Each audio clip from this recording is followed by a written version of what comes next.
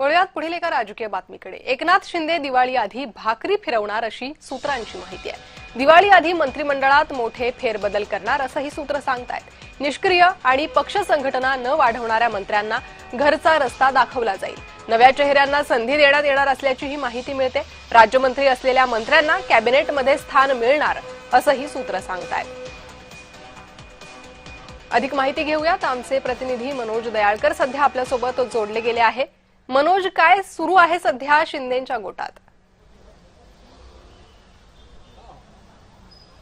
बरोबर अंकिता, आपण या ठिकाणी बघितलं तर एकनाथ शिंदे गटामध्ये आता सूत्रांच्या माहितीनुसार मोठी हालचाल होणार आहे। दिवाळी अगोदर आपण बघितलं या ठिकाणी मोठी हालचाल होण्याची समज जाते। जे पक्ष वाढवत नाही, जी संघटना वाढवत नाही, त्यांना या ठिकाणी घरचा आहेर दाखवण्यात येणार आहे आणि जे पक्ष वाढवण्यामध्ये, संघटना वाढवण्यामध्ये भर देत आहेत, तसंच कामकाजमध्ये एकदम गती आणत आहेत, त्यांना या ठिकाणी पदोन्नती मिळणार आहे। आणि यासाठी आपण बघितलं तर उपमुख्यमंत्री एकनाथ शिंदे यांची कडी नजर आपल्या मंत्र्यांवरती आहे। आता आपण एकनाथ शिंदे यांच्या गटामध्ये 9 मंत्री आहेत, तर 2 जण राज्यमंत्री आहेत आणि त्यामध्ये आता समजलं जात आहे की जे काम करत नाहीये, जे वेळ देत नाहीयेत आणि ज्यांची जी कामाची जी घट होत आहे त्यांना या ठिकाणी घरचा आहेर दिला जाणार आहे। पण ज्या ठिकाणी जो काम करत आहे, त्याच्या संघटना वाढवत आहे, त्यांना या ठिकाणी पदोन्नतीही दिली जाणार आहे। त्यामुळे आता सर्व मंत्र्यांवरती